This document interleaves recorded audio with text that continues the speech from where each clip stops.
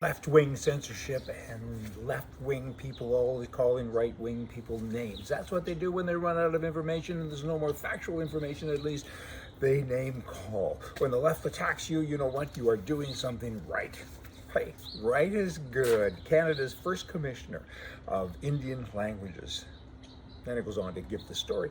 First commissioner of Indian languages. They want to preserve the languages and they're putting millions, probably tens and tens of millions of dollars into this project. What's wrong with that? Firstly, who are they going to talk to? I guess to each other, but they already have lots of money. They have their reservations. You want to preserve your language, do it. I mean, who are we, white guys, to come in and help you with that? We don't know the language. You know the language, so make it happen. You're pretty well funded already, but there's always a new thing that gives money. It's an old story. Close to 35,000 migrants have left New York City now to cross into Canada, right? And the Canadian government, they're so wacky that they pay for everything. They give them hotel rooms to do all kinds of really, really nice things for them.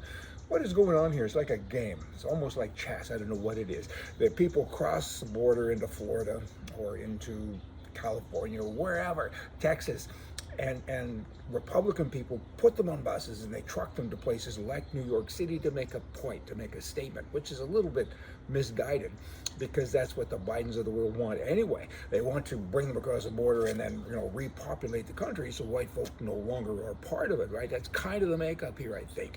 There's a prejudice thing happening. In any event, now they go from Texas to New York, and now from New York they say, we don't want them. We tell everybody that they have to have them, but we don't want them, so we're going to send them to Canada, and the Canadian government says there's nowhere else to go. Once you get here, you're going to freeze, and there's nowhere north to go, and you won't go back south. Why would you? Because we pay for everything and so on. It is a mixed up, bloody world. Craziness.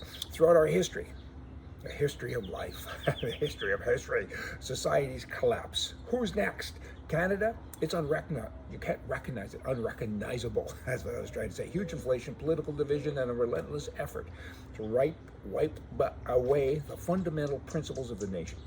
The government of Canada, this isn't just Canada, this actually applies to the US as well. A lot.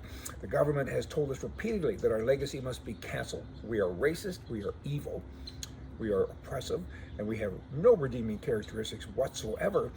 Think of telling a child that he's bad, he doesn't belong in his own house.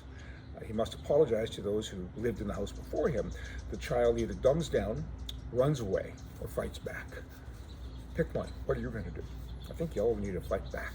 Fight back! Fight, fight, fight. And then you have Pierre, last name I can't pronounce, wants to be the Prime Minister in Canada. He's got a few good things he's saying. I will get rid of the CBC, the Canadian Broadcasting Corporation.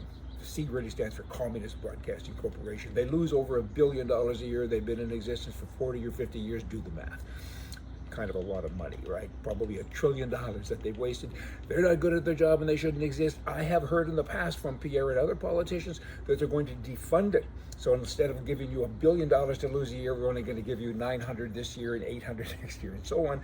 This particular article says he's actually going to cancel it. Maybe he's listening to me because I've been saying that forever. I mean, you got gangrene. I mean, don't go here. It's up here. You don't go you go do it. Kind of get the job done.